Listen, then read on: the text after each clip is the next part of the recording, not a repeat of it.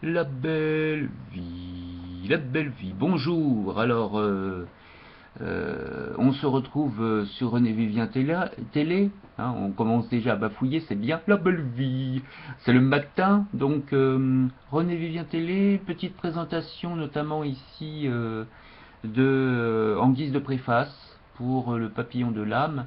C'est une très très belle critique parce que quelqu'un me dit oui, il faudrait que tu fasses une critique toi-même. Bah oui, mais il y a une tellement belle critique qui a déjà été faite par Laurent Taillade en 1924 dans ça s'appelle la mémoire.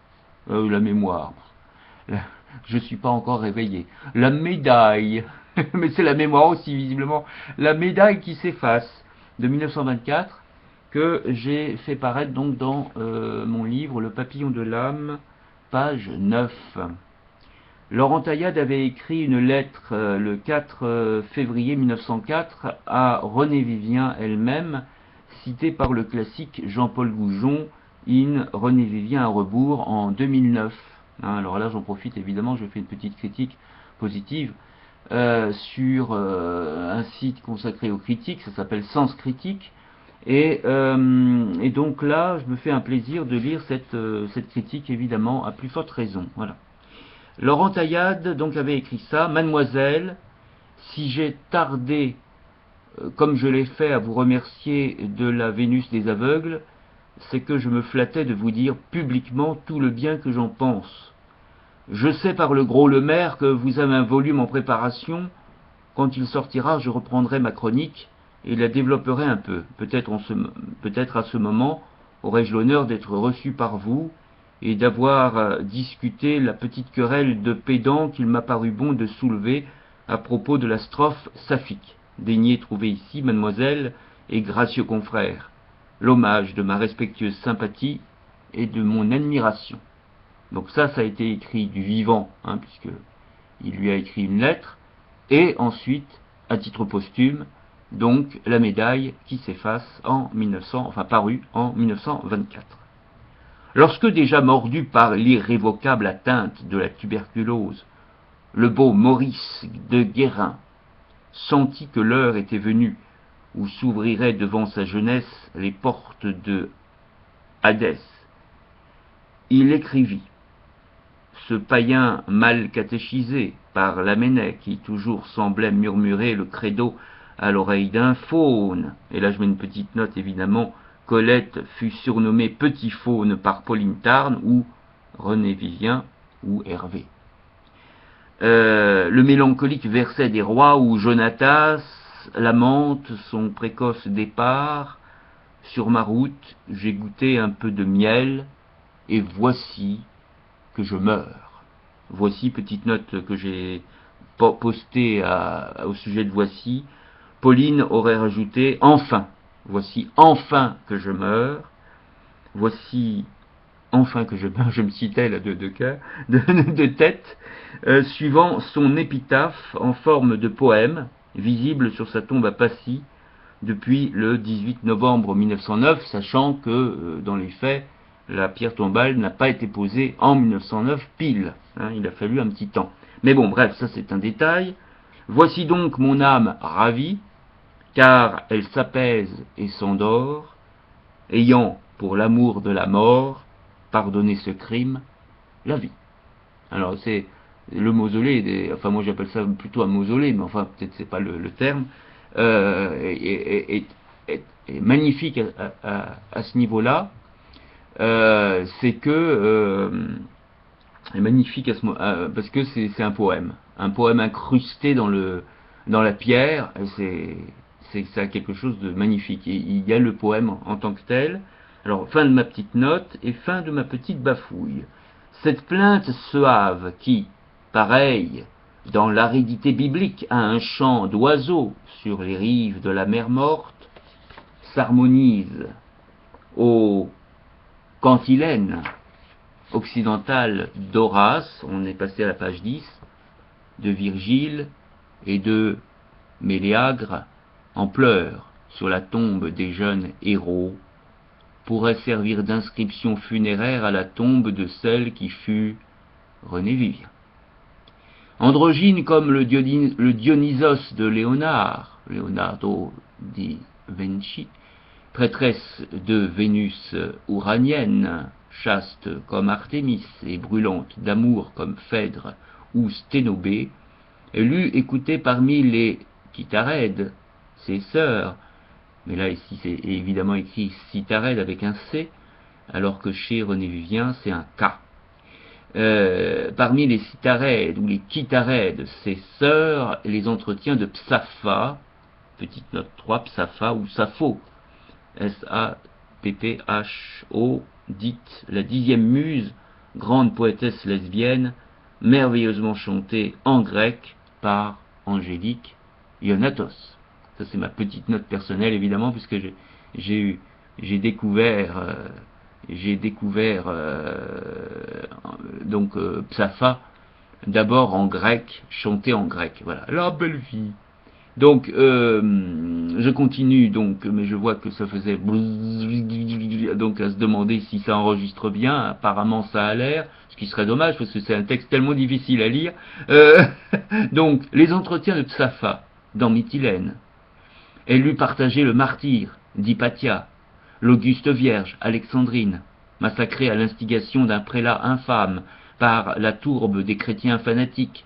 Elle eut, comme le prêtre de Bouillet, apporté sur le dernier autel, la dernière hécatombe, et salué d'un dernier hymne les dieux de la force et de la beauté, en fuite devant les ténèbres galiléennes et leur envahissante laideur. Et là, évidemment, les dieux, petite note que je poste, et dieux et déesses, songeant à ma rébellion glorieuse, elles diront « Vasti dédaigna d'être reine pour être libre ». René Vivien, in La Dame à la Louve. Je n'ai pas pu m'empêcher, évidemment, de citer des petites citations de René Vivien dans le texte. La belle vie dans la préface. La belle vie. Bon, bref. Un petit clin d'œil, tu vois. La belle vie. Et donc, voilà. Hélas, un destin hostile fit naître cette porteuse de lyre dans un siècle de prose et de trafic. Il infligea, par dérision, sans doute, à cette fille de l'antique Hellade, la nationalité d'un pays ténébreux, d'une sombre Thulé où meurent les poètes, où l'hypocrisie et le brouillard voilent aussi bien le soleil que la beauté.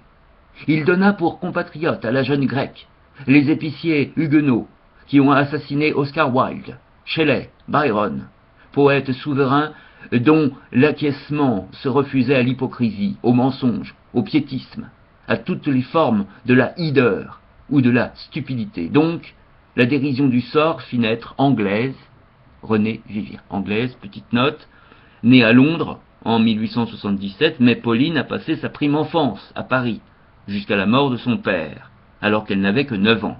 9 ans, âge de Dante, lorsqu'il rencontra Béatrice, ou Béatrice, et âge de Pauline, lorsqu'elle dut quitter sa meilleure amie d'enfance, Violette, injustement nommée Her First Love, j'ai entendu ça hier sur YouTube, ce n'est pas son premier amour, c'est sa première amie de jeunesse, et elle l'a bien précisé d'ailleurs dans ses lettres, qu'on retrouve dans ce même livre, intitulé, comme on le voit ici, Le papillon de l'âme. Donc ce n'est pas moi qui invente, c'est, je cite Pauline, qui nous le dit, enfin qui l'écrit en tout cas dans son journal intime, et qui nous, donc par voie de conséquence nous le dit à partir du moment où je deviens l'éditeur. Et donc lorsqu'elle dut quitter sa meilleure amie d'enfance, Violette, celle qui lui permettra de rencontrer son premier amour, sa Lorelai, Nathalie Clifford Barnet. Voilà, donc là, fin de la petite note, enfin grosse note, fin de la grosse note, ça me semblait important de préciser. Cette jeune Hélène, si parfaitement harmonieuse en ses nostalgies, était par accident de nationalité anglaise, de sang écossais et américain. Les horizons fantastiques d'Honolulu avaient vu s'épanouir la beauté de celle qui lui transmit sa beauté, sur le sol anglais, ses ancêtres paternels. Alors voilà, d'après des oui-dire aussi, elle serait née à Honolulu. Alors ça on ne sait pas. Est-ce qu'elle est née à Londres? Est-ce qu'elle est née à Honolulu? Voilà, c'est le mystère. Enfin, moi, je laisse, voilà, moi, je précise, a priori, elle est née à Londres, puisqu'à priori, maintenant, chacun a sa propre, a ses propres idées là-dessus. Donc, les horizons fantastiques d'Honolulu, États-Unis, avaient vu s'épanouir la beauté de celle qui lui transmit sa beauté. Ah oui, s'épanouir la beauté de celle. Donc, effectivement, c'est à Honolulu que sa mère, hein, a priori, on peut entendre ça comme ça, c'est sa mère qui est née à Honolulu. Voilà, donc ok. Sur le sol anglais, ses ancêtres paternels, clergymen et grands commerçants, lui avaient amassé un trésor d'argent et de respectabilité, double trésor que ses mains indifférentes devaient un jour hautainement disperser.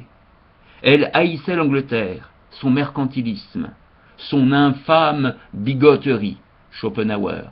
Elle méconnaissait les hautes vertus de ce peuple dont un jeu du hasard l'avait faite compatriote, page 11. Elle aimait Paris, comme à Bayreuth, comme à Florence, elle y trouvait la pâture d'art et d'amour, les fruits miraculeux dont son cœur avait faim. Elle y rencontra aussi les bourreaux inconscients ou volontaires, qui firent saigner ce cœur à toutes les étapes d'une vie encore trop longue, si l'on envisage les maux qu'elle a soufferts. Voilà, mais je vois que les 10 minutes réglementaires sont terminées, donc on lira la suite de cette petite introduction de la donc page 11, on est arrêté de la page 9 à la page 11. C'est évidemment pas, je pense, c'est pas un hasard si on a commencé la préface à la page 9, puisqu'on sait qu'elle a perdu son père à l'âge de 9 ans. Bon, il y a des, comme ça, il y a des petits clins d'œil hein, qui se passent au fil du livre, des petits clins d'œil que j'aime bien, hein, donc que j'affectionne particulièrement. Il y a aussi la page 32, date, elle est décédée à l'âge de 32 ans, donc la page 32 est aussi très importante, puisque je cite un livre qui parle d'elle, et pareil, qui a terminé son livre à la page 32. Voilà, donc du coup, c'est évidemment Suzanne, Jean-Charles Brun, qui lui rendait hommage à titre posthume, avec ce livre de 32 pages. Magnifique livre, évidemment. Voilà. La belle vie, à bientôt, sur René Vivien Télé.